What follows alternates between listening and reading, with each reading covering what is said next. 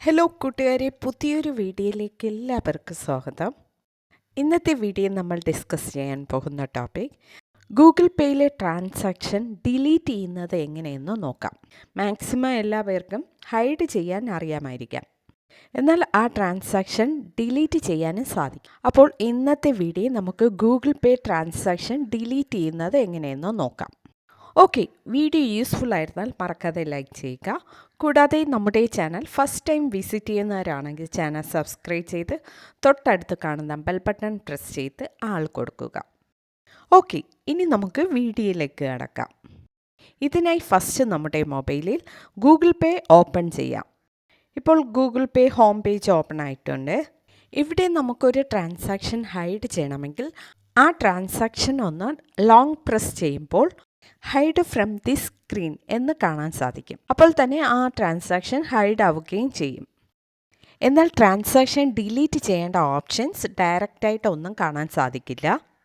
ഇതിനായി നമ്മുടെ ഗൂഗിൾ പേ ഹോം പേജിൽ മുകളിലായി കാണുന്ന നമ്മുടെ പ്രൊഫൈൽ ഐക്കൺ ക്ലിക്ക് ചെയ്യുക.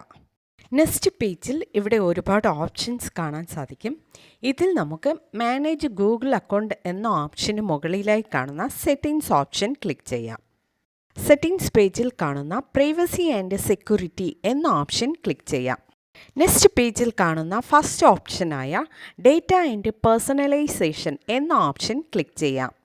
നെക്സ്റ്റ് പേജ് ഓപ്പൺ ആയിട്ടുണ്ട്. ഈ പേജിൽ കാണുന്ന ബ്ലൂ കളറിൽ ഗൂഗിൾ അക്കൗണ്ട് എന്നൊരു ഓപ്ഷൻ കാണാൻ സാധിക്കും. അത് നമുക്ക് ക്ലിക്ക് ചെയ്യാം. ഗൂഗിൾ പേ അക്കൗണ്ട് ഓപ്പൺ ചെയ്യുന്ന ടൈമിൽ നമ്മുടെ ഒരു ജിമെയിൽ അക്കൗണ്ടുമായി ലിങ്ക് ചെയ്തിരിക്കും.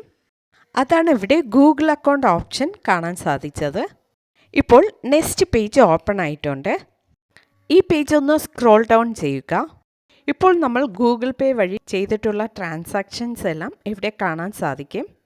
എല്ലാ ട്രാൻസാക്ഷനും ഡേറ്റ് വൈസ് ആയിട്ട് നമുക്കിവിടെ കാണാൻ സാധിക്കുന്നതായിരിക്കും. ഇനി നമുക്ക് ഏത് ട്രാൻസാക്ഷനാണ് ഡിലീറ്റ് ചെയ്യേണ്ടത് ആ ട്രാൻസാക്ഷന് നേരെയായി കാണുന്ന ഇൻടു മാർക്ക് ക്ലിക്ക് ചെയ്യാം. എക്സാമ്പിളിനായിട്ട് ഞാനൊരു ട്രാൻസാക്ഷൻ ഡിലീറ്റ് ചെയ്യുന്നുണ്ട്.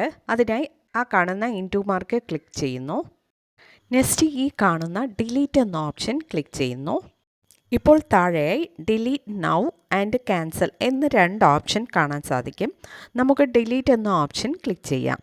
നെക്സ്റ്റ് ഡെലീഷൻ കംപ്ലീറ്റ് എന്ന പേജിൽ താഴെയായി കാണുന്ന ഗോട്ട് ഇറ്റ് എന്ന ഓപ്ഷൻ ക്ലിക്ക് ചെയ്യാം. ഓക്കെ, ഇപ്പോൾ ആ ട്രാൻസാക്ഷൻ ഡിലീറ്റ് ആയിട്ടുണ്ട്.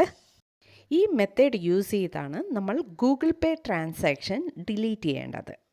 ഓക്കെ, ഇന്നത്തെ വീഡിയോ നമ്മൾ ഗൂഗിൾ പേ ട്രാൻസാക്ഷൻ ഹൈഡ് ചെയ്യുന്നതിനെക്കുറിച്ചും ഡിലീറ്റ് ചെയ്യുന്നതിനെക്കുറിച്ചും നോക്കിയായിരുന്നു. ഓക്കെ, വീഡിയോ ഇഷ്ടമായാൽ മറക്കാതെ ലൈക്ക് ചെയ്യുക, ഷെയർ ചെയ്യുക, നിങ്ങളുടെ അഭിപ്രായം കമൻറ്റ് ചെയ്യുക. Okay, thank